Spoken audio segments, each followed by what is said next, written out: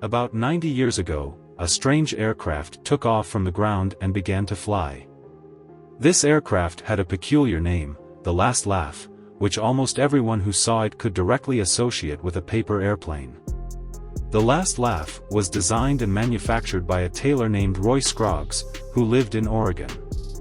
We are not sure why this tailor crossed over into an industry unrelated to his own, but he must have received a lot of criticism because, at that time, making an aircraft shaped like a paper airplane reliable enough to fly was a bit questionable, and the name of the aircraft was the most direct response to the public. Speaking of the aircraft itself, Roy Scroggs clearly had a certain knowledge of aviation.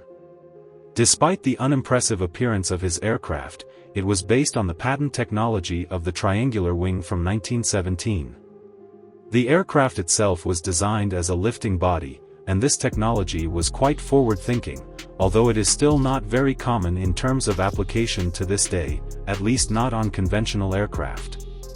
The basic design of the aircraft was similar to a paper airplane, using welded metal tubes and fabric skin. In order to accommodate the cockpit, engine, and other structures, the front of the aircraft did not have the pointed tip of a paper airplane, in order to facilitate the installation of the engine and propeller. The lower half of the fuselage had a triangular cross-section, and the upper half had a sharply angled trapezoidal shape. The aircraft did not have the usual vertical tail and other structures. Control surfaces were installed at the end of the wings, and the landing gear was of the conventional tricycle type, with the front landing gear installed on an extended support structure and the rear landing gear located under the rear of the fuselage. Although the aircraft did not have a vertical tail, the deep V-shaped fuselage acted in a similar way to a winglet, stabilizing the airflow. The entire aircraft had a very small aspect ratio, relying primarily on the lifting body structure to provide the lift required for flight. Its engine was a 90 horsepower Curtiss OX-5, driving a pair of two-bladed propellers.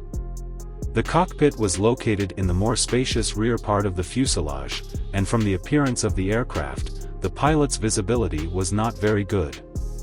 The Last Laugh was completed in 1929 and underwent flight tests around that year or the following year.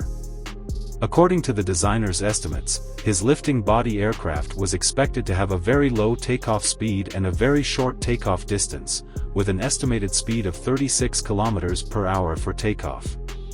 We know very little about the details of the testing, but the aircraft did indeed fly. It was said that the pilot was quite concerned and did not dare to pull the aircraft up to more than 10 feet, about 3 meters, equivalent to flying close to the ground.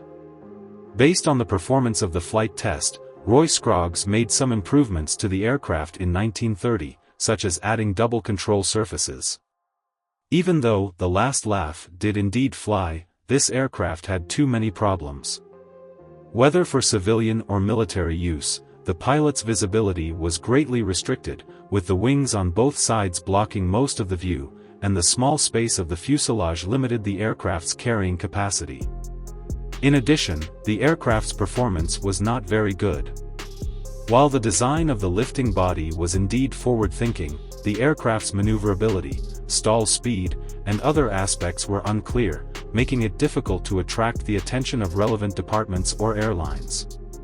In 1930, Roy Scroggs applied for a patent for the Last Laugh, but the aircraft missed the runway and overturned during a flight in Eugene, after which there was almost no information about it. Roy Scroggs cancelled the aircraft in 1934. The Last Laugh had a total weight of 544 kilograms, a length of about 7.92 meters, a wing area of 33.2 square meters, and was designed for a crew of one pilot.